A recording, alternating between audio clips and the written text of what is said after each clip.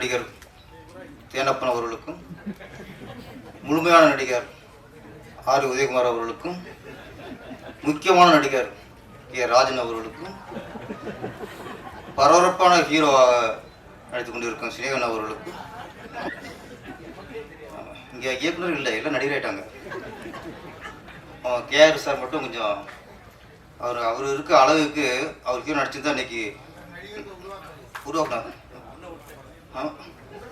ஏன் படத்தை நான் தான் நடிச்சுக்கணும், வேற எனக்கு கூப்பிட மாட்டேங்கிறாங்க. அடுத்தவங்க வாய்ப்பு கொடுத்தா தான் நடிகர், நம்மளும் நடிச்சுக்கிறது அது நம்ம அது ஆசைக்கு நடிச்சுக்கணும், அவ்வளோதான். அதனால் நடிகர்லாம் அமைஞ்சிருக்காங்க. பிரஜன் நீங்களாம் அவங்கள்ட்ட கற்றுக்கணும். இது உங்கள் சைட்லாம் உங்கள் ஆசன் அவர் அனைவருக்கும் வணக்கம். அப்புறம்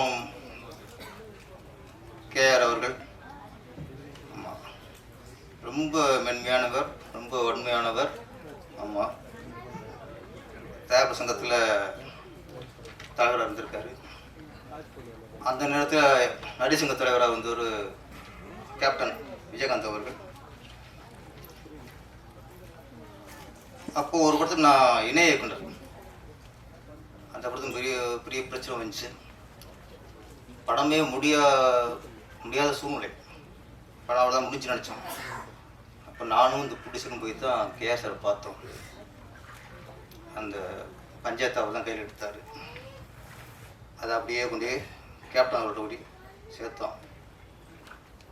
அன்றைக்கி கேப்டன் அவர்களும் கேஆர் அவர்களும் அந்த படத்தை பஞ்சாயத்து உள்ள வரலைன்னா படத்தில் சேர்க்காது. ஏன்னா ஒரு பொறுப்பில் உள்ளவங்க ஒரு படத்துக்கு கொண்ட ஹெல்ப் தான். அந்த நேரத்தில் உங்களுக்கு நன்றி தெரிவிச்சுக்கிறேன் கேஆர் சார். ராஜன் சார் பேசினார், குழம்பிடுச்சு நம்மளுக்கு. எனக்கு மட்டும் இல்லை, மீடியாக்கெல்லாம் பெரிய குழப்பமாக போயிருக்கோம், என்ன சொல்ல வர்றாரு அப்படின்ட்டு. விக்ரம் சார் படம் ஒன்று வானத்தை போல, அதில் எல்லாருமே நல்லவங்களா இருப்பாங்க.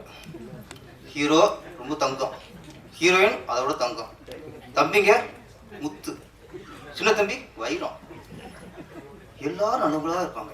ஒருத்தன் கூட கெட்டவனாக இருக்காது, கெட்டவனாக இருக்க மாட்டான். அது மாதிரி தமிழோட எல்லா தலைவரும் சொல்கிறாரு, எல்லாரும் நல்லவங்களாம், நம்ம நம்பணும். நீங்கள் சொன்னீங்க, சினிமா சார்பிலேருந்து விஜய் சார் போகிறாரு, வாழ்த்துங்க, அவருக்கு அட்வைஸ் பண்ணீங்க. எம்ஜிஆர் மாதிரி நீங்கள் வாங்கினீங்க, சந்தோஷமாக இருந்துச்சு. அவர் ஒரு லிஸ்ட்டு போட்டிங்க பாருங்க. ஆமாம், நீங்களோட எடுத்து விட்டா அப்புறம் எங்கே இல்லை நீங்கள் எல்லாரையும் சொன்னீங்க, எங்களை சொல்லலை. அப்போ நாங்கள் யார் இப்போ? அவர் நல்லவரா, இவர் நல்லவரா, இவர் வந்து தானே தலைவனா, இவர் தங்க தலைவனா? அதனால சொன்னா எங்களை குழப்பாம, பத்திரிகைகளை குழப்பாம சொன்னதான் கண்டென்ட். இப்போ என்ன எழுதுவாங்க, யாரை பற்றி எழுதுவாங்க அவங்க? நான் தான் தெளிவாக பேசிக்கிட்டு. அதனால இங்கே ஏகப்பட்ட தலைவர்கள் சரியான தலைவர்கள் இல்லை. நான் சொல்றேன், ஓப்பனா சொல்றேன், விஜய் சார் சரியான தலைவராக வர வேண்டும், எதிராக இருப்போம். அப்புறம் நான் சொல்லணும்ல, இங்க சொல்லுவாரா சினிமாவுக்கு நன்றியே இல்லையா போறா, நன்றியோட பேசுனா 2 பண்ணிட்டு சொல்லணும்ல, பின்னர் பண்ணக்கூடாதுல. நான் என்னைக்கும் விஜயோட விசுவாசி, பெரிய தலைவராக வரணும். ஓகே, ராஜன் சாருக்கு ஒரு ஆப்பு. ஓகே, அடுத்த படத்தில் யார் என்ன பாட்டுலாம் தெரியாது எனக்கு. ஒரு பாட்டை பார்த்து கண்டுபிடிச்சிட்டேன், இது சினேகன் எழுதியிருப்பாருன்ட்டு. என்ன உண்மையில முரட்டுத்தனம் ஆசை வச்சேன், அதானே வச்சேன், முரட்டு ஆசை. நீ தானே தெரியும் இந்த மாதிரி பாட்டுலாம் யார் போட முரட்டு ஆசை. அதில் சரணத்தில் கட்டிலுக்கு நம்ம 4 காலம் பார்த்துருப்போம். கட்டிலில் 8 காலம், கீழே எனக்கு 4 கால். ஓகே, இன்னும் 4 கால் எங்கே இருக்குது? மனுஷன் கணக்கு போகிறாருங்க சினேகன். எல்லாரும் கட்டிலுக்கு 4 கால்னா ஒரு கட்டிலுக்கு 8 காலம், கீழே 4 கால், மேலே 4 கால். அது எந்த கால்னு எல்லாரும் தெரியும். ஆமாம், அவர் வந்து கட்டிக்கிட்டு ஓடி போகலாமா, ஓடி போய் கட்டிக்கலாமான்னு அப்பவே எழுதி அப்பவே சர்ச்சைக்குள்ளானவர். அதனால இந்த கட்டில் விஷயம்லாம் பெரிய விஷயமே இல்லை. என்ன சினேகன் வந்து தன் முத்திரையை பதிப்பார், இது சினேகன் சாங் அப்படின்னு கண்டுபிடிக்க முடியல. அதான் சிநேகன். அவர் என்னைய நான் வந்து எல்லா படத்துக்கும் பாட்டு எழுதினேன். அதுக்கு பிள்ளை சொல்லி போட்டது அவர் தான். திருப்பாச்சிக்கு அவர் தான் பாட்டு எழுத கூப்பிட்டேன். டம்மியாக 4 லைன் கொடுத்து இது மாதிரினேன், இது மாதிரி வேணா இதே இருக்கட்டும், நீ பாடலாசிரியர்னு அவரை பாட எழுத வச்சார். அதனால் இன்றைக்கி பாடலாசிரியர்னா சிநேகம் சாரும் காரணம். நினைவெல்லாம் நீ இடம். இது ட்ரெய்லர் பார்க்கும்போது சாங்ஸ்லாம் பார்க்கும்போது நம்ம கொஞ்சம் அப்படியே பின்னோக்கி இழுத்துச்சு. பன்னீர் புஷ்பம் ஞாபகம் வச்சு எனக்கு. அதுக்கு ராஜேஷ் சார் அவர்களுக்கு வந்து அலையில் ஞாபகத்துக்கு வந்துருச்சு. 1000 தாமரை முட்டுக்களே, அந்த அதுவும் ஞாபகத்துக்கும். 1000 தாமரை 1000 தாமரை 1000 தாமரை முட்டுக்கள். தாமரைனால ஹிட்டு தானே. அதில் அலையில் வந்து அந்த 1000 தாமரை முட்டுக்களே மிகப்பெரிய ஹிட் சாங். அதனால ராஜேஷ் சார் வந்து அந்த 1000 தாமரை முட்டுக்கள் வந்து ஞாபகத்துக்கு வந்துருச்சு. அது எப்பவுமே மலர்றது. வாட்டது நீங்க ஓடிடுவீங்க. தாமரைக்கு வாட்டமே இல்லை எப்பவுமே. அதனால எனக்கு அப்புறம் பன்னீர் புஷ்பங்கள், மெல்ல பேசுங்கள், நிறைய படங்கள் வந்து அப்படியே வந்து போச்சு. இதயத்தை திருடாதே, நிறைய படங்கள் வந்து போச்சு. இந்த படம் வந்து அப்படியே நம்மளை அப்படியே 10th படிக்கும்போது +2 படிக்கும்போது அந்த ஞாபகத்துக்கு எடுத்துகிட்டு போயிடுச்சு. அந்த மாதிரி சாங்ஸ். இளையராஜா, இசைஞானி இளையராஜாவோட 1417வது படம். இந்த சாதனை யாருமே முன்னிருக்க முடியாதுங்க, இளையராஜா மட்டும்தான். சிலதெல்லாம் எண்ணிக்கையில் போகும், இது எண்ணிக்கையில் ஒவ்வொன்றும் நம்பிக்கை, ஒவ்வொன்றுமே பொக்கிஷம். இல்லை அந்த பள்ளி பருவத்து பாடலாம் பார்க்கும்போது இன்னும் அப்படியே இசைஞானியோட திறமை இன்னும் அப்படியே இருக்கு. இந்த நேரத்தில் ஒரு நம்மளுக்கு ஒரு சின்ன வேதனையான விஷயம் என்னன்னா, நம்ம கொஞ்சம் சோகமாக இருக்கும்போது துக்கமாக இருக்கும்போது இளையராஜா சாங் கேட்டால் தான் அது மனதுக்கு ஒத்தடம் கொடுக்குற மாதிரி இருக்கும். அந்த சோகம் கொஞ்சம் குறையும். சிலர்லாம் துரோகம் பண்ணிட்டு அப்படி பண்ணும்போது படிக்காத படத்தில் பாட்டு வருங்க. ஊரை தெரிஞ்சுக்கிட்டேன் உலகம் புரிஞ்சுக்கிட்டேன் கண்மணி என் கண்மணி. அது கேட்டாலே குறைச்சிடும். அவன் நிறைய சாங்ஸ் இளையராஜா சாங்ஸ். அப்போ நமக்கு துக்கம் வரும்போதும் வேதனை வரும்போதும் இளையராஜா சாங் கேட்டால் அது போயிடும். ஆனால் சமீபத்தில் இளையராஜாவுக்கு வாழ்க்கையிலே மிகப்பெரிய துயரம். அவரோட மகளை இழந்தது. ஒரு மனிதனுக்கு என்னென்ன இழப்பு வரலாம். சொத்தை இழக்கலாம், தாய் தந்தையை இழக்கலாம், மற்ற சொந்தங்களை இழக்கலாம். பெத்த பிள்ளையை இழக்கிற மாதிரி ஒரு துயரம் ஒரு மனுஷனுக்கு எதுவுமே இல்லை.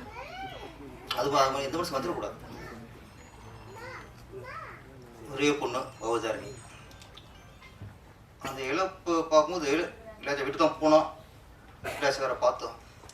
வந்ததுக்கப்புறமா நமக்குள்ள ஒரு பெரிய என்னென்னா, நமக்கு துக்கமாக இருக்கும்போது அவர் சாங் கேட்டு நம்ம ஆறுதல் தேடிக்கிட்டோமே. இப்போ இன்னைக்கு அவருக்கு பெரிய துக்கம். அவருக்கு யார் சொல்கிறார்? ஆண்டவன் சொல்லணும். ஆண்டவன் தான் ஆறுதல். ஏன்னா அவர் ஆன்மீகவாதி, கடவுள் நம்புறவர். அவர் தான் அவருக்கு ஆறுதல் சொல்லணும், அவருக்கு தான் தைரியத்தை கொடுக்கணும். இந்த மாதிரி மூலமா ஆண்டவனை நான் வேண்டிக்கிறேன். ஆதிராஜன் இவனுடைய சிலந்தி படம் எடுத்து மிகப்பெரிய ஹிட்டு, நல்ல பேர் அதில் அவருக்கு. இப்போ காதல் கதையை தொட்டிருக்காரு. எல்லாரும் நல்லா நடிச்சிருக்காங்க. அதான் பள்ளி பருவத்தில் யுவலட்சுமி அந்த ஒரு ஃபேஸ், கலையான ஃபேஸ். ஆரம்பத்தில் சுபலட்சுமி ஊற்றுனாங்க. சுபலட்சுமி நிறைய பேருக்கு அவங்க மறக்க முடியாது. லவ் டுடே பார்த்து இன்னமும் அந்த முகம் அப்படியே கலையான ஒரு ஹோம்லியான ஒரு லுக்கு. அப்புறம் கார்த்திக் சார் நடித்த படம் அகத்தியன் இயக்கத்தில் என்ன படிச்சது போகிறது சரி. ஆனால் நாலஞ்சு கூட பார்த்தேன். அப்போ அதில் ஒவ்வொரு ஃப்ரேமில் அந்த சுபலட்சுமி அவ்வளோ அழகாக இருப்பாங்க. அந்த சுபலட்சுமி அந்த ஹோம்லி லுக்கு யுவலட்சுமிக்கு இருக்கு. லட்சுமி கிராட்சி மாடல அப்புறம் அதில் கதாநாயகி நடித்தவங்க சினாமிகா, நம்ம பிரச்சனை அவர் ஆக்டிங்கில் பின்னிடுவார். இந்த படம் அவருக்கு மிகப்பெரிய வெற்றி படம் அமைஞ்சு நல்ல ஒரு ஹீரோ மனம் வரணும். வாழ்த்துக்கள். நம்ம எல்லாருமே காதலை கடந்து வந்திருப்போம். 10th படிக்கும் போதும் சரி, இல்லை +2 எங்கேயோ ஒரு காதல் வரும். அதுக்கப்புறம் காதலில் தோல்வி அடைஞ்சவன் பாக்கியசாலி, வெற்றி அடைஞ்சவன் காலம் வாழ்க்கை பூரா போச்சு. ஏன்னா ஏன் பாக்கியசாலின்னா, ஒரு பொண்ணை காதலிச்சு அதில் தோல்வி அடைஞ்சிட்டு நம்ம வேற யாரோ கல்யாணம்னா கூட இந்த காதல் நினைக்கும் போது பசுமையாக நினைவுலாம் வரும். அந்த பொண்ணை காதலிச்சது, அந்த பொண்ணை கோயிலில் பார்த்தது, ஸ்கூலில் பார்த்தது ஞாபகம் வந்துட்டே இருக்கும். அதே பொண்ணை கல்யாணம் பண்ணிட்டா 2 வருஷம் நினைச்சா கஷ்டம் நடா உண்டு. இன்னைக்கு ஒன்றுமே இருக்கா, லைஃப்பில் பூஜ்யம் ஆயிரும். அதனால காதலில் வெற்றி அடைஞ்சவன் லைஃப்பில் தோத்து போயிட்டான். காதலில் தோல்வி அடைஞ்சவன் லைஃப்ல நம்ம பசுமையான நினைவுகளை அப்படியே தாண்டி ஜெயிச்சிட்டான். இன்னொன்று நான் முக்கியம் சொல்லிட்டு நான் விட விட்டுறேன். எப்படின்னா, இப்போ நம்ம 10th +2 லவ் பண்ணியிருப்போம் ஒரு பொண்ணை. அது கல்யாணம் எங்கேயோ போயிருக்கோம், நம்ம யாரோ கல்யாணம் வாழ்ந்துட்டு இருப்போம். எல்லாருக்கும் இந்த ஃபர்ஸ்ட் லவ், முதல் லவ் மறக்கவே முடியாது. ஏதாவது காதல் அப்படி சொன்னாலே நமக்கு அந்த 10th படிக்கும்போதோ +2 படிக்கும்போது அந்த பொண்ணோட முகம், லவ்வரோட முகம் வரும். படம் பார்க்கும்போதும் அந்த பள்ளி பருவத்தில் காட்டும்போதே நமக்கு போயிடுச்சு, எனக்கு போயிடுச்சு, உதயகுமார் சார் போயிடுச்சு, ராஜன் சார் போயிடுச்சு, எல்லாருக்கும் ஃபர்ஸ்ட் லவ் போயிடுச்சு. ஆமாம், நீங்கள் தான் அப்படியே பார்த்தீங்க இல்லையா? அப்படியே நான் ஃபீல் பார்க்குறேன், ஒரு அப்படியே மூஞ்சி பார்க்குறேன். ஆகா, தலைவருக்கும் கிளாஸ் போது போல இருக்கு அப்படின்ட்டு. ராஜன் சார்லாம் வேற மாதிரி ஃபீல் பண்ணிட்டாரு. எங்களுக்குலாம் 25 வருஷம் போகுது, அவருக்கு 50 வருஷம் முன்னாடி போயிடுச்சு. இவ்வளோ வித்தியாசம், காரணம் வித்தியாசம். எல்லாருமே சார்ந்து போது அவங்க வேற கிளாஸ் போயிட்டு இருக்கு. அதே மாதிரி 40 வருஷம் 10 வருஷம் கழிச்சு நினச்சி பார்ப்போம், அதே முகம் ஸ்கூலில் பார்த்து அந்த பொண்ணு ஞாபகம் வரும். அதுக்கப்புறம் 20 வருஷம் கழிச்சு நினச்சி பார்ப்போம், அதே ஞாபகம் வரும். 40 வயசுலையும் நம்ம 20 வயசுல லவ் பண்ண நினச்சி பார்ப்போம். அந்த பாவாடை தாவணி, அந்த ரெட்டச்சடை, இதெல்லாம் உங்களுக்கு சேலையாக இருக்கலாம், எனக்கு பாவாடை தாவணி, இதெல்லாம் ஞாபகத்துக்கு வரும். இதை நம்ம அனுபவிச்சுட்டே இருக்கணும். 60 வயசுலையும் முதல் லவ் அப்படிங்கும்போது அந்த ஸ்கூல் படித்த அந்த லவரோட முகம் தான் ஞாபகத்துக்கு வரும். ஒரே ஒரு விஷயம், ஆண்கள்லாம் உஷாராகிக்குங்க.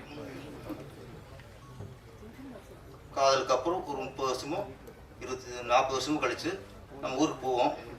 அப்போ சொல்லுவாங்க, உன் லவர், உன் ஆள் வந்துருக்கடா அப்படிவாங்க. போய் பார்த்துடாதீங்க, முடிஞ்சு கதை. ஏன்னா நம்ம பார்க்கும்போது அப்படியே ஸ்லிம்மாக சிம்ரன் மாதிரி அப்படியே ஹோம்லியா சொன்ன சுபலட்சுமி முகம் இருக்கும், சிம்ரன் எடை இருக்கும், பாவடையெல்லாம் போட்டு அவ்வளோ அழகாக தேவதமாக இருந்திருக்கும். நம்ம 20 நிமிஷம் பார்த்தோம்னா அந்த இடை இருக்காது. நான் சொல்ல என்ன முகம் நினைச்சாலும் அந்த முகம் 10th படிக்கும்போது அந்த முகத்தையை நம்ம மேட்ச் பண்ணி பார்ப்போம், வராது. அவ்வளோதான். என்னடா பையன், என்னடா என் பொண்ணுக்கு அடுத்த வருஷம் கல்யாணம் வாங்கிடும் ஐயா. இதுக்கப்புறம் பார்த்துட்டு வந்தோம்னா, இப்போ அடுத்த யாரும் முதல் காலில் பேசும்போது அந்த தேவதை வந்தால அவ வரமாட்டான். கடைசியாக பார்த்தோம் பாருங்க, இதுதான் வந்து நிற்கும். மனுஷன் புரிஞ்சு பசுமையும் நினைவும் வராது, அந்த முகமும் வராது, எதுவும் வராது. அதனால எல்லாருக்கும் சொல்லிக்கிறேன், உதயகுமார் சார் உட்பட, ராஜன் சார் உட்பட, சினேகன் உட்பட. சினேகன் அவருக்கு பிரச்சனை இல்லை, அவர் எப்போ பார்த்தா ஓகேன்னு வருவார். ஏன்னா இந்த கட்டுப்பிடி வைத்தியம் பண்ணுறவங்களுக்கு வயசுலாம் ஒரு பிரச்சனை இல்லை என்ன. அதனால அவர் சினேகன் சார் அந்த லிஸ்ட்டை சேர்க்க முடியாது. நான் என்ன மாதிரி உதயகுமார் சார் அவளை சொல்கிறேன். அதனால நம்ம லவ் பண்ணோமா, ஃபர்ஸ்ட் லவ்வா, அதை எந்த விஷயம் நினச்சி பார்த்தோமா, அந்த முகத்தை நினச்சி பார்த்தோமா, அப்படியே வாழ்க்கையை கிடச்சிடணும். சாக கிடக்கும்போது லவ்னா அந்த முகம் வரணும், தேவை வரணும், நடிச்சு செத்து போயிடணும். இடையில போய் இப்போ 20 வருஷம் கழிச்சு ஒரு லவ்வரை பார்த்தோம்னா லைஃப் காலி. அதனால் பசுமையான நினைவுகளோடு வாழ்வோம், பசுமையான நினைவுகளோடு இருப்போம். முதல் லவர் நினைப்போம், முதல் காலை நினச்சிட்டே இருப்போம். வீட்டில் போற வச்சிட்டணும் சார், இப்போ தான் வீட்டு ஞாபகம். சரி சாரி. ஸோ ஓகே, இது இப்போ ஏதாவது இப்போ லவ் படத்தை காட்டி மெய் மறக்க வச்சு இல்லை பேச வச்சுருங்க. இவர் சந்திக்க போகிறேன். நன்றி வணக்கம். இந்த படம் நினைவெல்லாம் நீயடா மிகப்பெரிய வெற்றி அடைய வேண்டும். ஆதிராஜன் வெற்றிகரமான இயக்குனராக உருவாக வேண்டும்.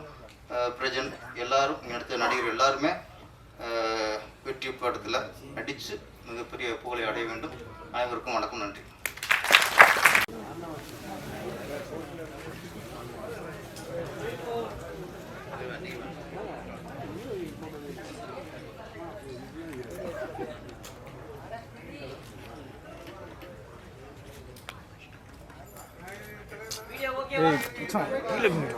மேல பார்க்கவா?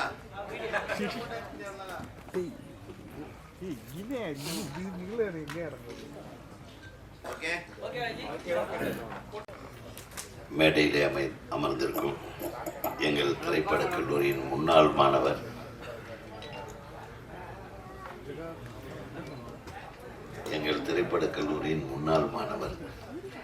எங்களுக்கெல்லாம் வழிகாட்டி தயாரிப்பாளர் சங்கத்தின் தலைவராக மட்டுமல்ல, சினிமாவில் அனைத்து துறைகளிலும் தனக்கென ஒரு முத்திரை பதித்தவர்.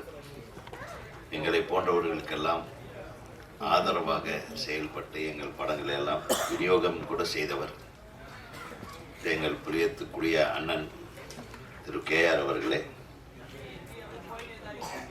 அப்புறம் வந்து கண்டென்ட் கொடுத்துட்டு போனார்.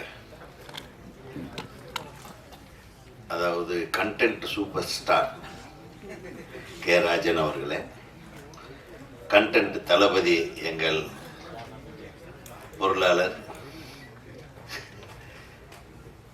இயக்குனர் தம்பி பேரரசு அவர்களே,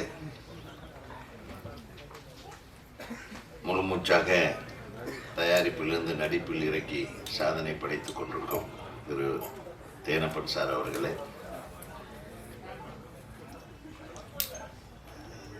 அருமையான வித்தக கவிஞர், எல்லா ரவுண்டும் அவர் எழுதக்கூடியவர். எத்தனை ரவுண்டு அடித்தாலும் அத்தனை ரவுண்ட்லேயும் பர்ஃபெக்டாக, அதாவது நான் தப்பான ரவுண்டு இல்லை, எந்த களமாக இருந்தாலும் அந்த களத்திற்கு ஏற்ப அற்புதமான வரிகளை போட்டு அனைத்து இயக்குநர்களையும் திருப்திப்படுத்தக்கூடிய ஒரு கவிஞராக வளம் வந்துகிட்டு இருக்கும் என் அருமை தம்பி கவிஞர் சிநேகன் அவர்களே.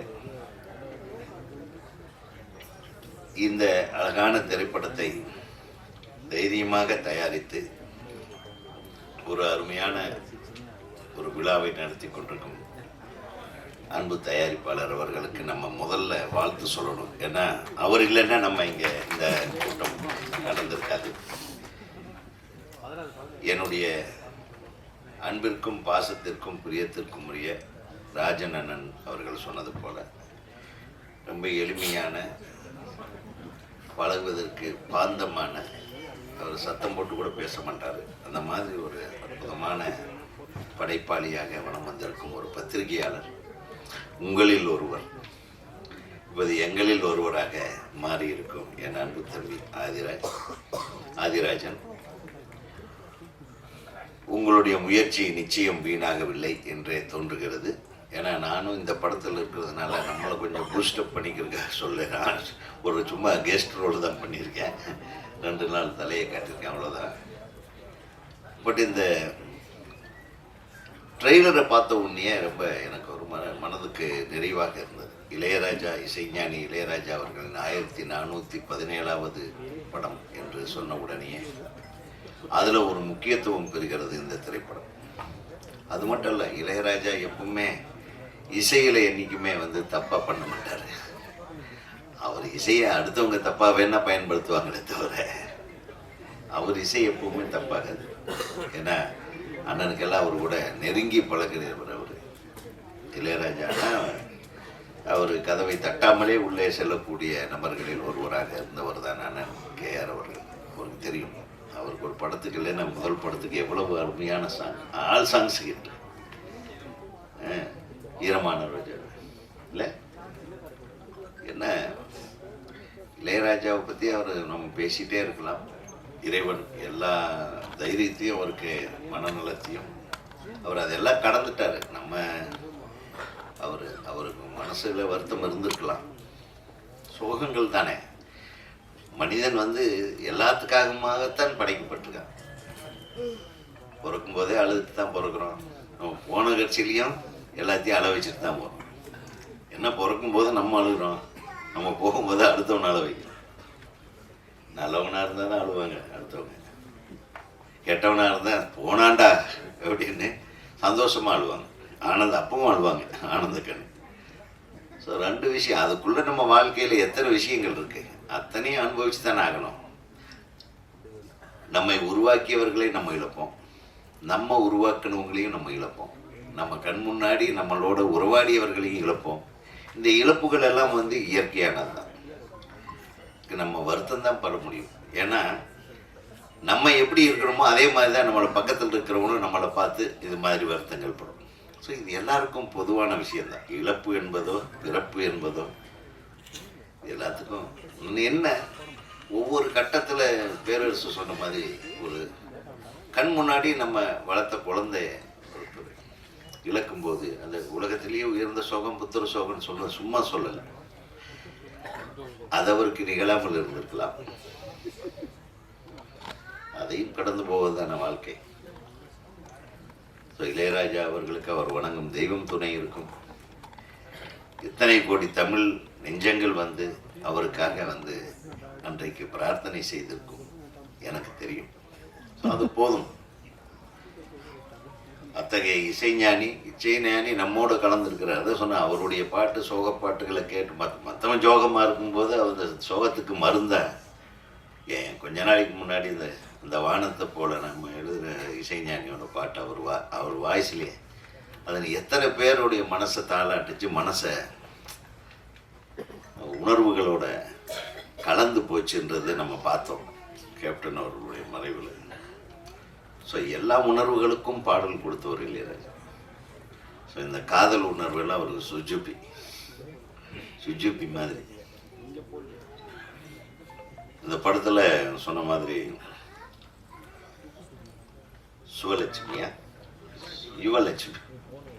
யுவலட்சுமி ரொம்ப பிரமாதமாக அந்த எக்ஸ்பிரஷன்ஸ் எல்லாம் ரியலி வண்டர்ஃபுல்,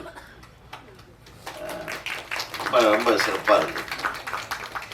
அந்த துருத்துன்னு அந்த இது அது மட்டும் இல்லை. செகண்ட் ஹாஃப்லேயும் டுவர்ட்ஸ் கிளைமேக்ஸ்லேயும் she has done excellent performance in one scene where I have acted with her. கரெக்டாக நான் பண்ணலையா? அது காம்பினேஷன் இல்லையா? காம்பினேஷன் இல்லை, பட் பார்த்தேன் அந்த சீன் சூப்பராக பண்ணியிருக்காரு. All the best. அப்புறம்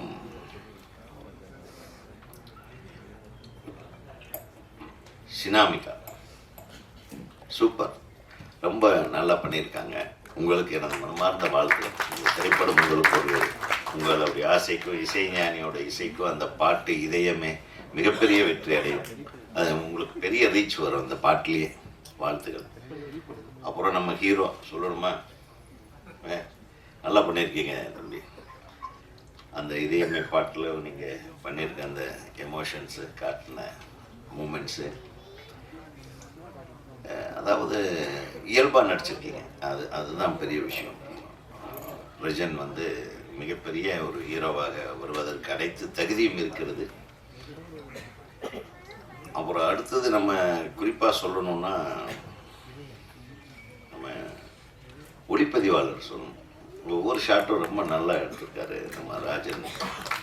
பியூட்டிஃபுல் கம்போசிங்கு, அந்த மூமெண்ட்ஸு, சில மூமெண்ட்ஸ் எல்லாம் பார்ப்பேன். நான் எப்பவுமே ட்ராலி லவர், மூமெண்ட் ஷாட்ஸ் தான் எடுப்பேன். மூவின்னாவே மூமெண்ட் ஷாட்ஸ் தான் எடுப்பேன். சின்ன க்ளோஸ்அப் கூட வச்சுட்டு மூமெண்ட் இருக்கணும்னு நினைப்பேன், மூவ் பண்ணிகிட்டே இருக்கணும்னு நினைப்பேன். அது என்னுடைய பர்சனல் இது. அதனால் அதிகமாக ட்ராக் அண்ட் ட்ராலி கிரேனி யூஸ் பண்ணுற ஆள் கவுண்ட் பண்ணி சொல்லுவார், உங்கள் ஆள் ட்ரெயினில் ஏறிட்டாரா ஐயா, ட்ராக்கில் ஏறிட்டாரா நாங்கள் ஓடிட்டே இருக்க வேண்டியதுதான் பாரு. ட்ராலிலேயே சீனை முடிச்சிடுவேன். அந்த மாதிரி அது ஒரு ஆசை எனக்கு. படம் மூமெண்ட்லேயே இருக்கணுன்றது. அந்த மாதிரி அழகான மூமெண்ட்ஸை பண்ணியிருக்கேன். ஒரு எல்லோரும் ஒரு கை தட்டுவோம். ஏன்னா ஒரு இயக்குனருக்கு பலமே ஒளிப்பதிவாளர். ஒளிப்பதிவாளர் ப்ராப்பராக அவரை கரெக்டாக அவன் டைரக்டர் என்ன ஃபீல் பண்ணுறாரோ அதை ரெப்ரசன்ட் பண்ணல, அதை கொண்டு வரலன்னா அந்த படம் அவ்வளோ நல்லா வராது. அது மாதிரி அங்கங்கே கம்போசிங் பார்த்தேன். Beautiful, extraordinary.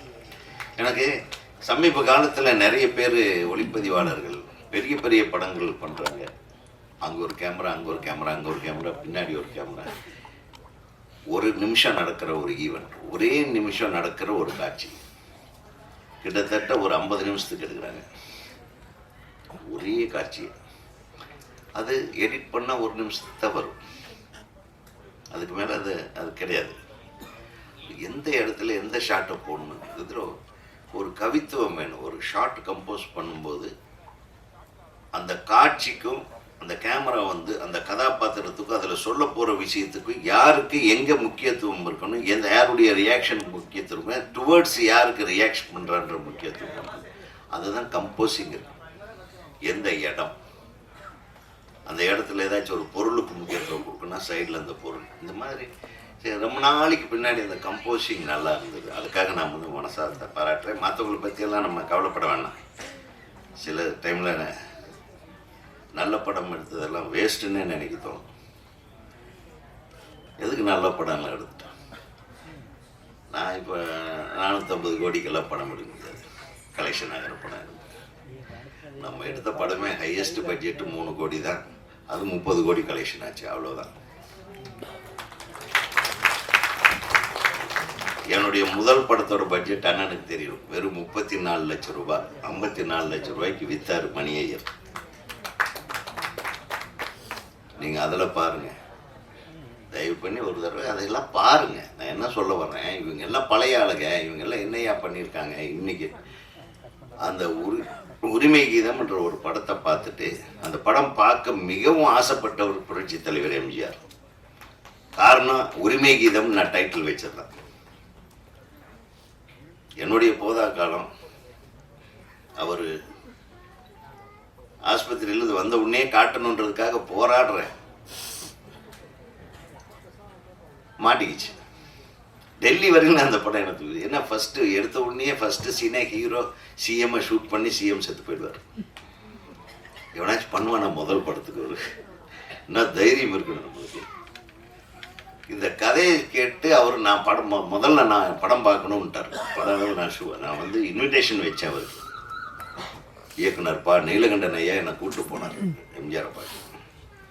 ஏன்னா நான் திரைப்படக் கல்லூரியில் எம்ஜிஆருடைய ரெக்கமெண்டேஷனில் சேர்ந்த ஸ்டூடெண்ட். அதனால் அவன் பையன் நல்லா படிக்கிறான்னு அப்பப்போ கேட்டுப்பார். அந்த முதல் படத்தை நான் பார்க்கணும், என்ன கதைன்னாரு இன்விடேஷன் கொடுக்கும்போது. சொல்லியா அப்படின்னு. இல்லைங்க நான் எடுத்துகிட்டு உங்களை காட்டுறேன் அப்படின்னேன். அப்போ சொன்னார், எடுத்த உடனே சிஎம் ஹீரோ சுட்டு போடுறான் அப்படின்னு சொன்னார். அப்படின்னா நான் முதல்ல பார்க்கணும் அந்த படத்தினார். கடைசி வரையில் அவர் பார்க்க முடியல. 88 தான் ரிலீஸ் ஆச்சு. 87 எங்கள் தலைவர். ஸோ அந்த படத்தை பாருங்க. நீங்கள் பார்த்தா தான் எப்படி மேக்கிங்ன்றது என்னன்னு தெரியும். இந்த காலத்தில் இன்னைக்கு எத்தனை பொருட்சேதங்கள் பண்ணி, பொருள் செலவுன்னு பொருட்சேதங்களை பண்ணி எடுக்கிறாங்களோ அந்த இம்பேக்ட் எல்லாம் பொருட்செலவு இல்லாமையே நாங்கள் காட்டியிருக்கோன்றது தான் சொல்ல வரேன். அது எல்லா தயாரிப்பாளர்களுக்கும் தெரியும். இப்போ நம்ம தான் சிக்கிட்டோம்னா தயாரிப்பாளர்கள் அதை விட சிக்கிட்டாங்க. முதல்ல நாங்கள் தயாரிப்பாளர்களோட இயக்குநர்களாக இருந்தோம். இப்பெல்லாம் நடிகர்களோட தயாரிப்பாளர்கள் ஆயிட்டாங்க. கரெக்டா? டைரக்டர்கிட்ட எல்லாம் பேசவே முடியாது. Direct link to hero. ஒரு 2 பேர் என்ன செய்கிறாங்களோ அது வந்த கடைசியில் அது என்ன, அது சாப்பிட முடியுமா முடியாதான்னு எல்லாத்துக்கும் தெரியும். இதுதான் இன்னைக்கு இருக்கிற சினிமா. இது மாறணும். இது மாறணும்னா இந்த மாதிரி நினைவெல்லாம் நீயடா போன்ற திரைப்படங்கள் ஓடணும்.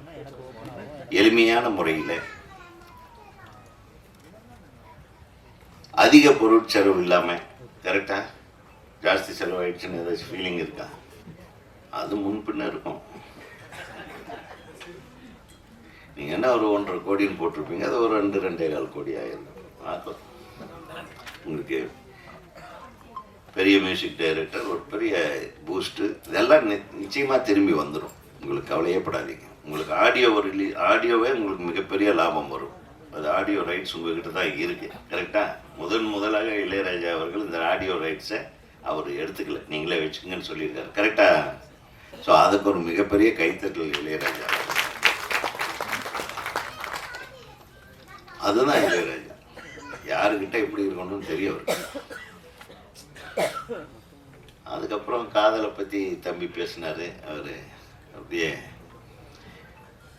உடஞ்ச அணைக்கட்டு மாதிரி பொங்கிட்டார். பாவம், அவர் லவ் எவ்வளவு சோகமான லவ்வான இருந்திருக்கும் நான் நினைக்கிறேன்.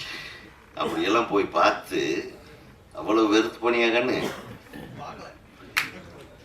நீ சொன்னதை பார்த்தா இதெல்லாம் உன்னுடைய சொந்த கதையை சொல்லிட்டு இருக்கிற மாதிரியே தெரிஞ்சது. அப்படி போய் பார்த்து அந்த மூஞ்சி ஏண்டா பார்த்தோம், அந்த உடம்பா அது சிம்ரன் மாதிரி இருந்த உடம்பு இப்படி ஆயிடுச்சேன்னெல்லாம் வருத்தப்பட்டு வேதனைப்பட்டு, நாங்கள் பழைய காதலிகளை பார்த்துருக்கோம், அவங்க இன்னும் அதே மாதிரி அழகாக இருக்காங்களே, என் மாதிரி மனசு அவங்களுக்கும் சுத்தம், அதனால் அவங்களும் இளமையாக அழகாக அன்னைக்கு பார்த்தா அதே சிம்ரனை விட அழகா இன்னைக்கும் அதே மாதிரி இருக்காங்க. அவங்களுக்கும் 2 குழந்தைங்க, எனக்கு ஒரு குழந்தை, அவ்வளோதான். இப்போ என்னங்கிற காதல் ஆளுக்கு ஆளு வித்தியாசப்படுங்க. என்ன சொல்றேன்? ஆளுக்கு ஆளு வித்தியாசப்படும், அதுதான் எனக்கு காதல். என்ன சொல்றீங்க? காதலுக்கு கண் இல்லைம்பாங்க, காதலுக்கு மட்டும்தான் உயிர் இருக்கு, வேற எதுக்குமே உயிர் கிடையாது. கொஞ்ச நேரத்துக்கு முன்னாடி சொன்னாங்க, அதாவது கண் இல்லாதவனுக்கு உலகத்தில் உயர்ந்தது எது? அவனுக்கு குரல் சவுண்டு தான் அவனுக்கு உயர்ந்தது. அதே மாதிரி பெத்தவங்களுக்கு உயர்ந்தது எதுன்னா குழந்தைங்க மேல இருக்கிற பாசம் தான் உயர்ந்தது. நான் ஒரு காதலனுக்கு உயர்ந்தது என்ன சொல்லுங்க?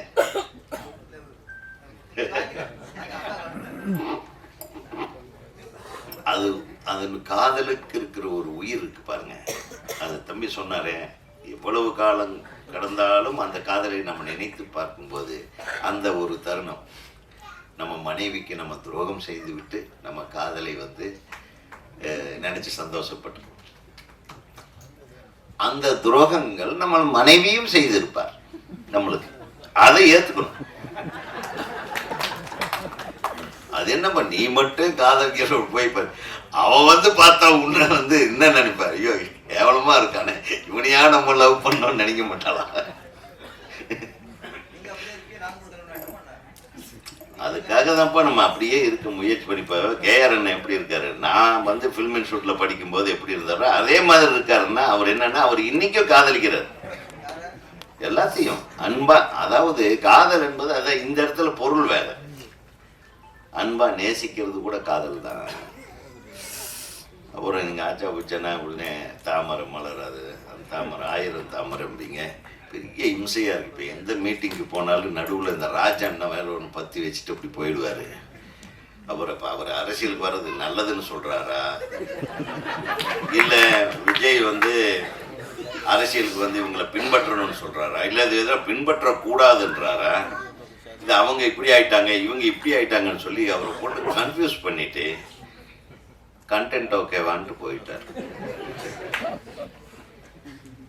இப்போ வர ஆடியோ ரிலீஸில் கண்டென்ட் கொடுக்கறதுக்கு வரும்போதே யோசனை பண்ணிட்டு வரணும் போட்டு ஒரு ரூம் போட்டு திங்க் பண்ணிட்டு இன்னைக்கு என்னடாப்பா மேட்ரு பிளான் பண்ணுவோம். ஆனால் அதில் 2 பேர் ரொம்ப கெட்டிக்காரங்க. அண்ணன் கரெக்டாக இருப்பார், ராஜா அண்ணன் ஒன்று. இப்போ அந்த வழியில் வளர்ந்துட்டு இருக்காரு நம்ம தம்பி பேரரசு.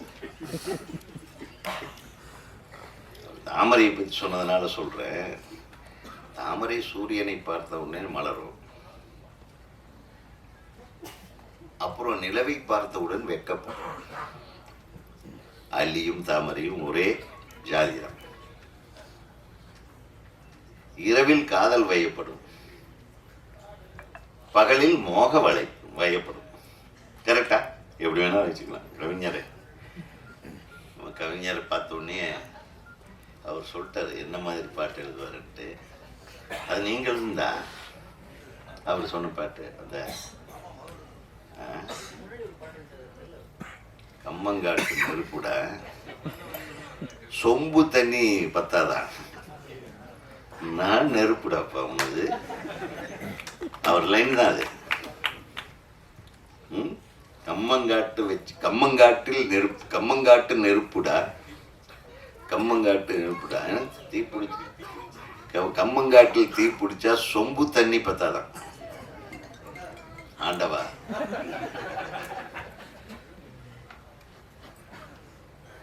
என்ன சொல்றது? மேட்ரு எப்படி வேணாலும் எழுதலாம், மிரட்டெல்லாம் இப்படியெல்லாம் எழுதக்கூடாது. இப்ப இது என்னன்னு இப்படி இப்ப ஒரு கவிஞன் வந்து ஒன்று ரெண்டு விஷயங்க. நான் கவிதைகளோ பாடல்களோ எழுதும்போது என்னுடைய வாழ்க்கையில் நடந்த விஷயங்களை வச்சு தான் எழுதுவேன். பெரும்பாலும் கவிஞர்களுக்கு அது பழக்கம். அந்த இடத்துல நான் நின்று பார்க்கும்போது தான் எனக்கு பயமாக இருக்கு. இவர் பிடிச்சி வரல. வணக்கண்ணா. தொடர்ந்து இங்கே கம்மங்காட்டு பற்றி எரியட்டும், டேங்கர் லாரி வந்து அடைக்கட்டும்.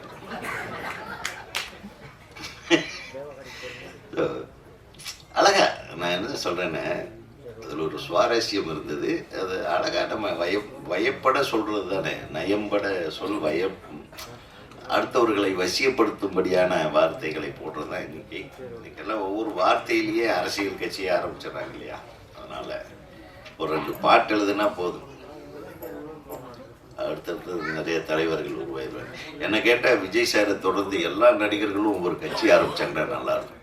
அஜித் ஒரு கட்சி, கமல் சார் ஆரம்பிச்சிட்டாரு, ரஜினி சார் மிஸ் பண்ணிட்டாரு.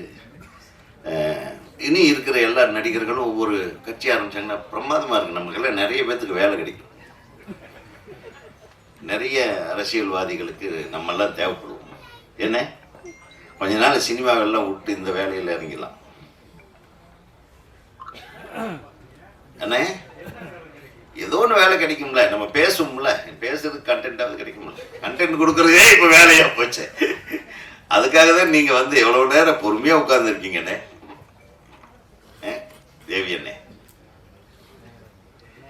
அது மட்டும் இல்லை, நமது முன்னாள்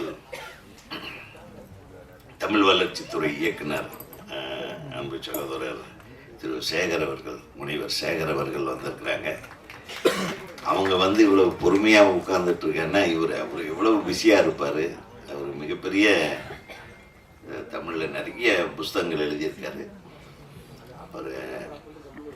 அவரையும் நீங்கள் மேடையில் கூப்பிட்டு பேச வச்சிருக்கலாம். எங்களையெல்லாம் அவர் வேறு மாதிரி பேசுவார் சம்பந்தமாக. ஸோ இந்த திரைப்படத்திலே பங்கு பெற்றிருக்கின்ற அனைவருக்கும் எனது மனமார்ந்த வாழ்த்துக்களை கூறி, எடிட்டர் நல்லா பண்ணியிருக்காரு ஆஷிஷ் தம்பி,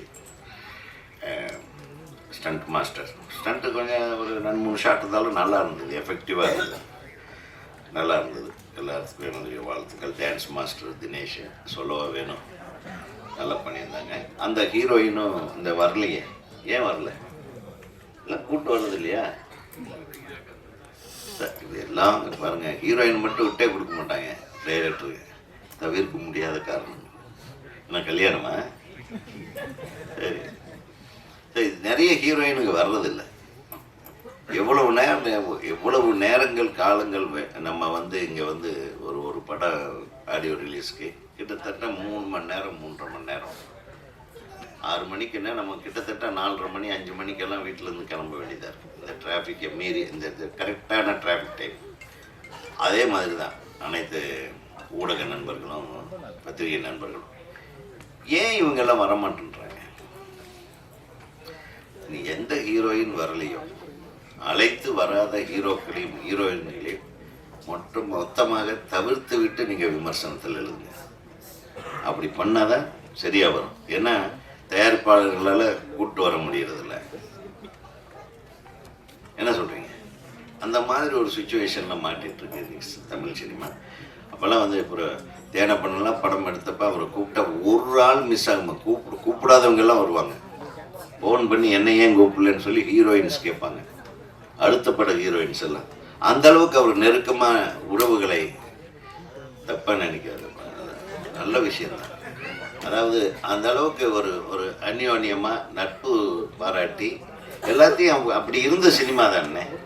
நம்ம சொல்கிறதுக்கு முன்னாடி எல்லாரும் வந்துட்டு போவாங்க. அந்த மாதிரி இருந்தது. இப்போ எல்லாம் போர், திருப்பி திருப்பி இந்த உதயகுமார், பேரரசு இவங்களையே பார்த்து போர் அடிக்கலையா உங்களுக்கு? நான் இனிமேல் ஒரு முடிவு எடுத்துக்கலான் இருக்கேன். தயவு பெண்ணு இனிமேல் என்ன வந்து இந்த ஆடியோ ரிலீஸ் ஃபங்க்ஷனுக்கு கூப்பிடுறத அவாய்ட் பண்ணுங்க. ஏன்னா திருப்பி திருப்பி ஒரே விஷயத்த பேச வேண்டியது.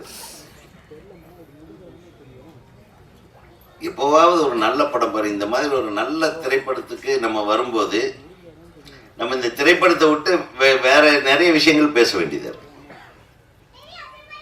இது அழகா திரைக்கதை அமைச்சிருக்காரு தம்பி, அழகான பாடல்களை எழுதியிருக்காங்க கவிஞர்கள், அழகாக படப்பிடிப்பு செய்திருக்கிறார் ஒளிப்பதிவாளர். டைலாக்ஸ் கூட நல்லா இருந்தது படங்கள்ல. நான் ஒரு 2-3 டைலாக் பேசினேன், ரொம்ப அழகா. காதலுக்கு என்ன வேணுமோ அது செஞ்சிருக்காரு. அந்த காதல் எப்பவுமே தோக்கிறது இல்லை என்றதுதான் இந்த படம்.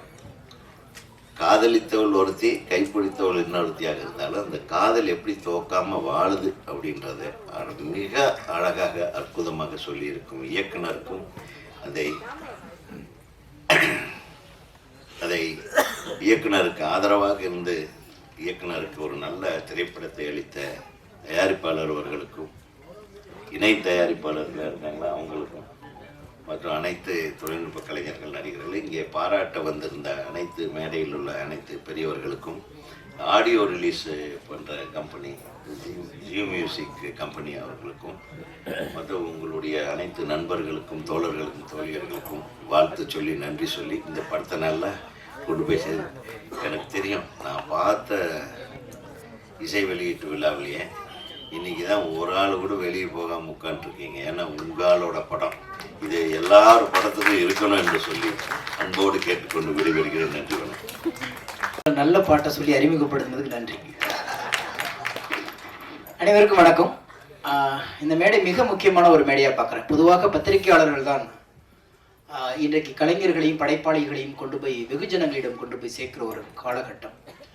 அப்படி இருக்கும் பொழுது இந்த மேடை வந்து ஒரு அற்புதமான ஒரு ஆளுமைகளை நிலைநிறுத்தி இங்கே இருந்தாலும் ஒரு பெரிய ஒரு சின்ன வருத்தமும் குறையும் வந்து ஐயா இளையராஜா அவர்கள், இசைஞானி அவர்கள் இங்கே வந்து அமர்ந்திருக்கணும். அது காலச்சூழல், அது நிறைய பேர் அதை பற்றி பேசிட்டாங்க.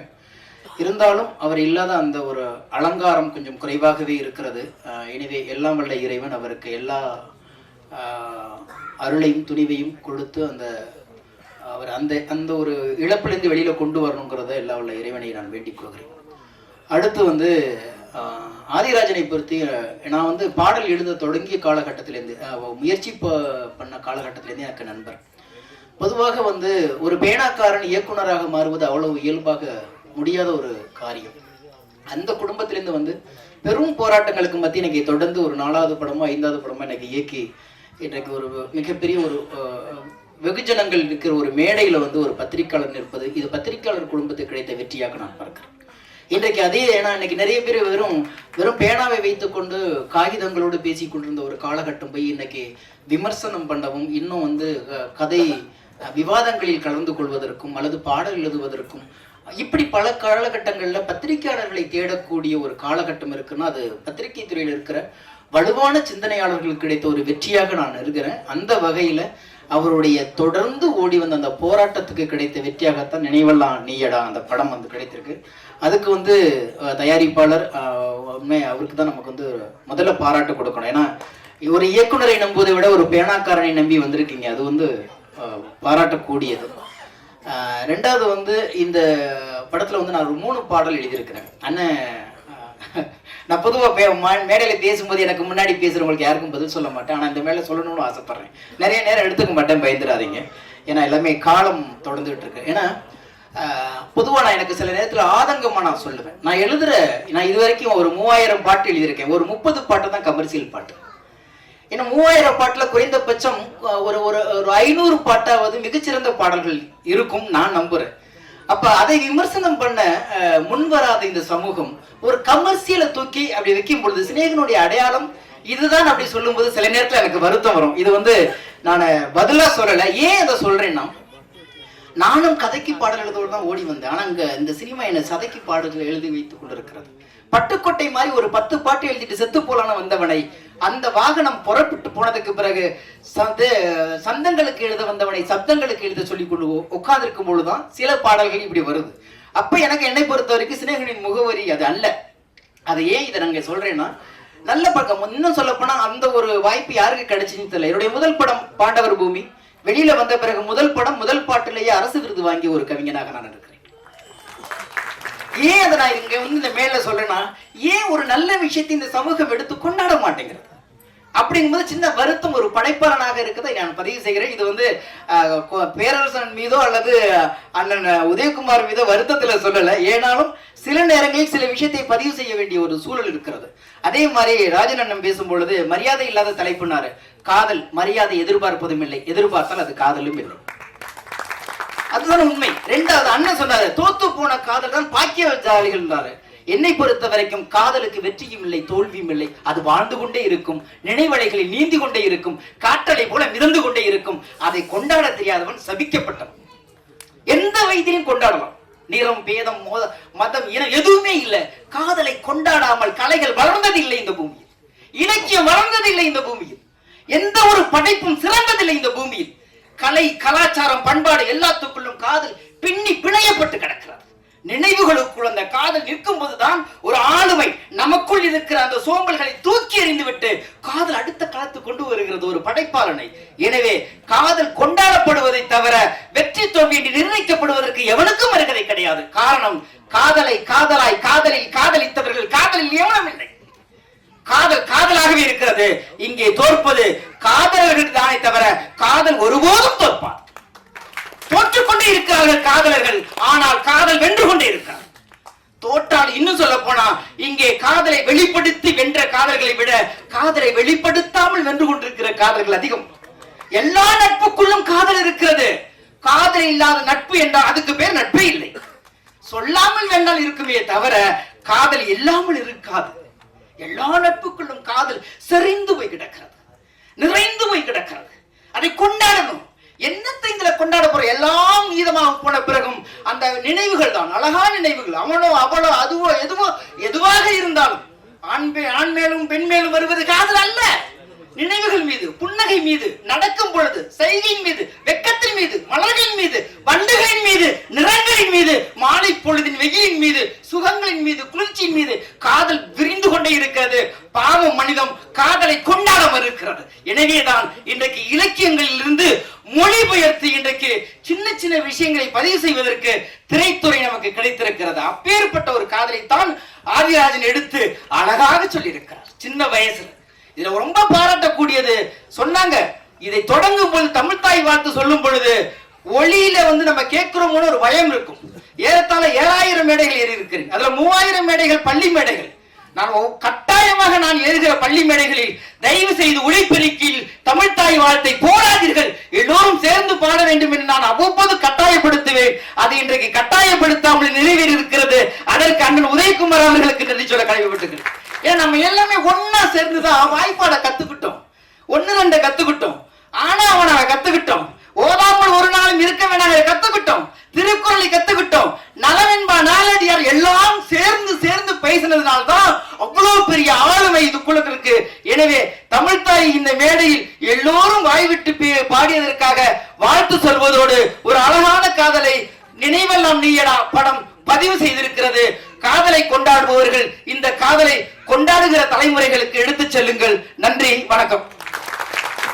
எல்லாருக்கும் வணக்கம். ரொம்ப முக்கியமான படம். ஒரு 3 வருஷமா ஆதிராஜன் சார் போராடி டீமை ஒர்க் பண்ணி மெயினாக பாபு சார், லிக்கா தேட்டர் பாபு சாருக்கு மிகப்பெரிய நன்றி சொல்லணும். ஏன்னா டைரக்டாக ஒரு இயக்குனருக்கு வாய்ப்பு தர தாண்டி கேஆர் சார் சொன்ன மாதிரி நம்ம எஸ்டிஎன் சார் ஒரு பேனாவை நம்பி வாக்கு கொடுத்துருக்கீங்க. ஸோ அதை கண்டிப்பாக ஆதிராஜன் சார் ப்ரூவ் பண்ணியிருக்காரு. நிச்சயமாக அந்த படம் ப்ரெஷ் ஷோவில் நீங்கள் நிச்சயமாக அதை எழுதுவீங்க, பெரிய நம்பிக்கை இருக்குது. அதை தாண்டி மெயினாக ஃபர்ஸ்ட் லவ் நெவர் எண்ட்ஸ், முதல் காதல் முதல் முத்தம் யாராலும் மறக்கவே முடியாது. எல்லாருக்கும் ஒரு நினைவாக இருக்கும். நம்ம குழந்தையா இருக்கும்போது அதிகமாக சமயம் எடுத்துக்கல, ஏன்னா கடைசியாக நான் தள்ளி விட்டாங்க லாஸ்ட்டில், வேறு வழி இல்லை, பேசி ஆகணும். குழந்தையா இருக்கும்போது நம்ம நினைவுகளாக இருக்கும். நம்ம ஸ்கூல் போவோம், அம்மாவும் நினைவாக இருக்கும். அதுக்கப்புறம் கொஞ்சம் வளர்ந்து வரும்போது அப்பா வெளியே கூப்பிட்டு போகிறா இல்லை பொம்மை வாங்கி கொடுக்க போகிற நினைவுகள் இருக்கும். ஒரு சில காலத்துக்கு அப்புறம் அது எல்லாம் அம்மாவோட அரவணைப்பிலே இருக்கும். அதுக்கப்புறம் ஒரு காதலி வருவோம், நண்பன், அதுக்கப்புறம் வந்து அம்மாவுக்கு அடுத்தபடி ஒரு மனைவி. ஸோ நினைவெல்லாம் நீடா நினைவு நினைக்கும் நினைவுகள் மட்டும்தான். ஸோ என்ன சார் நினைவுகள் அனைத்தும் பார்த்து என்னோட மனைவி மட்டும்தான். இந்த February 14 வந்துச்சுன்னா என்னோட நாங்கள் லவ் பண்ணி கல்யாணம் பண்ணி 16 வருஷம் ஆக போகுது. எனக்கு 2 ட்வின் பொண்ணுங்க, ஒன்று பாத்து மீனும் ருத்ரா மித்ரா உட்காந்துருக்காங்க. ஸோ எல்லா காலகட்டத்திலையும் அவங்க என் கூட இருந்திருக்காங்க. சின்ன திரையிலேருந்து நான் சினிமாவில் வர வரைக்கும் நீ வந்து சினிமா பண்ணு, சின்ன ஸ்க்ரீனில் கஷ்டப்பட்டது போதும். ஸோ எனக்கு ரொம்ப ஊக்குவிச்சதும் ரொம்ப சப்போர்ட் பண்ணதும் எங்கள் அம்மா அப்பாவுக்கு தாண்டி என் மனைவி மட்டும்தான். ஸோ அது ரொம்ப பெருமையாக இருக்கு எனக்கு. ஒவ்வொரு ஆணுக்கும் வெற்றி பீரியட் ஒரு மனைவி ஒரு பெண் கண்டிப்பாக இருப்பாங்க. அது எனக்கு எல்லாம் அப்பாவும் அம்மாவும் ஃப்ரெண்டாகவும் சேர்ந்த மனைவி இருக்காங்க. ரொம்ப சந்தோஷமாக இருக்குது. ஸோ நாங்கள் பிளான் பண்ணதான் கொஞ்சம் கொஞ்சமாக கஷ்டப்பட்டு வரணும், வீடு வாங்கணும். ஸோ கன்சீவ் ஆனதுக்கப்புறம் ஒரு ஃபேமிலி இருந்தால் எல்லாம் சந்தோஷமாக இருக்கும். பல தடவை அவங்க தனியாக ஸ்கேனுக்கு போயிருக்காங்க. அப்போ என்ன டாக்டருக்கு போய் அசிங்கமாக திட்டிருக்காங்க, நீ எல்லாம் ஹஸ்பண்டாக தனியாக விட்டு வந்திருக்க ஒரு ஸ்கேனுக்கு. எல்லாருக்கும் இருக்குல்ல, மனைவி ஸ்கேனுக்கு போகும்போது ஒரு அப்பா ஒரு அம்மா ஒரு அண்ணன் ஒரு தங்க கைப்பிடிச்சு கூட்டிகிட்டு போகணும், ப்ரெக்னெண்ட்டாக இருக்கும், நல்லா சாப்பிடணும். ஸோ இந்த மாதிரி ஆசைகள் எல்லாருக்கும் இருக்கும். ஸோ தனிப்பட்ட லவ் பண்ணி எல்லாருமே தனியாக வீடு எடுத்து வாழும்போது படத்தில் வர மாதிரி கதைகள் இருக்கும் நிச்சயமாக. ஸோ அது ஒரு நினைவுகளாக எங்களுக்கு இருந்திருக்கு. அப்போ 2 ட்வின்ஸ் பிறக்கணும்னு ரெண்டு பேருமே வேண்டினது தான். நான் வேண்டாத பாபா கோவில் கிடையாது, நான் சிவன் பக்தன். கனவுகள் அவங்களுக்கு வந்து எல்லாமே ரெட்டையாக வரும். எல்லாமே சொல்லுவாங்க எல்லாம் நடந்தால் சந்தோஷம்னு சொல்லி நான் வேண்டியிருக்கேன். அது ரொம்ப வெயிட் பண்ணி கடவுள் கொடுத்தானா பிச்சுக்கிட்டு கொடுப்பாருன்னு சொல்லுவாங்கல்ல, அந்த மாதிரி எனக்கு 2 குழந்தை கொடுத்துருக்காங்க. ஃப்ரெண்ட்ஸ் ரொம்ப சந்தோஷமா இருக்கு. ஸோ இது ஒரு நினைவுகள் ஸோ வாழ்க்கையில். ஸோ அதே மாதிரி தான் எனக்கு இந்த டைட்டில் ஒப்பிட்டு நான் சொல்கிறேன். ஸோ அது ஒரு நினைவுகளாக இருக்கும்போது ஆதிராஜன் சார் பற்றி சொல்லணும்னா, இது வரைக்கும் நடித்த படங்களில் எல்லா ஹீரோஸ்க்குமே படத்தில் அந்த எல்லா ஃப்ரேமும் அழகாக காட்டணும்னு ஒரு விஷயம் இருக்கும். இந்த படத்தில் வந்து பார்த்து ஆதிராஜன் சார் செதுக்கியிருக்காரு. காஸ்டியூம் ஆகட்டும், ஒரு டயலாக் ஆகட்டும், எங்கெங்கே நடிக்க வேணாம்னு சொல்லுவார், எங்கெங்கே நடிக்கணும்னு சொல்லி கொடுத்தாரு. ராஜா பட்டாச்சாரிய சார் கேமராமேன் சார், ரொம்ப சந்தோஷம், தேங்க்யூ சார். ஒவ்வொரு ஃப்ரேம்லும் லட்டு மாதிரி காமிச்சிருக்கீங்க. எப்பவுமே வந்து பெண்கள் ஆண்கள் வர்ணிச்சு பார்ப்பாங்க, ஒரு ஆணை வர்ணிச்சு எனக்கு தெரியல. நான் ரொம்ப என்ன அட்மையர் பண்ணியிருக்கேன் இந்த படத்தில். ஸோ அது மாதிரி எடிட்டர் ஆஷிஷ், அப்புறம் ஸ்னேகன் சார் எதுனா பாடல், ஸோ வச்ச முரட்டை சார். ஸோ ரொம்ப பியூட்டிஃபுல்லான ஒரு சிரம பாட்டு கிடச்சிருக்கு. ஸோ இதெல்லாம் தாண்டி இளையராஜா சார் மிகப்பெரிய வைப்ரேஷன். முதல் முறை இந்த படம் பூஜை போடும்போது நான் இளையராஜா சாரை வந்து பார்த்தேன். 2 பேரை பார்த்தப்பறம் ரொம்ப நடுங்கி போச்சு லைஃப்ல. ஒன்று பாலா சாரை மீட் பண்ணியிருக்கேன், இளையராஜா சார் மீட் பண்ணியிருக்கேன். சரியான வைப்ரேஷன், சான்ஸே இல்லை. பார்த்த உடனே ஒயிட் அண்ட் ஒயிட்ல பார்த்தப்போ பேச்சே வரல. ஒரே ஒரு செல்ஃபி மட்டும் எடுத்துக்கலாம். ஸோ ஆதிராஜன் சார் வழியாக ஒரு செல்ஃபி ஒன்று எடுத்துக்கிட்டோம். ரொம்ப சந்தோஷம். வேற என்ன விசேஷங்கள்? நடிச்சிருக்க எல்லா கோஆர்டிஸ்ட் கிங்ஸ்லி, மதுமிதா, உணபாலா சார் நம்ம கூட இல்லை, ஆர்யோதகுமார் சார், எல்லாரும் கூட ஸ்க்ரீன் ஸ்பேஸ் வந்து ஷேர் பண்ண முடிஞ்சு ரொம்ப சந்தோஷம். தினப்பன் சார் கூட ஒரே ஒரு சீன் மட்டும் தான் இருந்துச்சு, நடித்தோம்.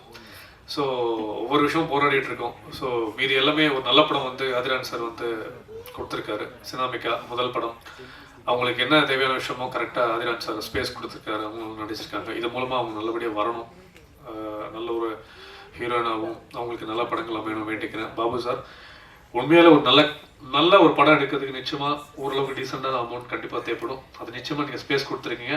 கன்ஃபார்மாக என்றைக்குமே காதல் தோல்வி அடைந்தது இல்லை, அதே மாதிரி காதல் சம்பந்த படமும் தோல்வி அடைஞ்சது கிடையாது. நிச்சயமாக நேரம் காலம் வெள்ளிக்கிழமை அந்த டிஸ்ட்ரிபியூஷன் அந்த தியேட்டர் ஷோ எல்லாம் அமைஞ்சு வரும்போது நிச்சயமாக நம்ம படம் கண்டிப்பாக அமையும். இந்த ஷோ எடுத்து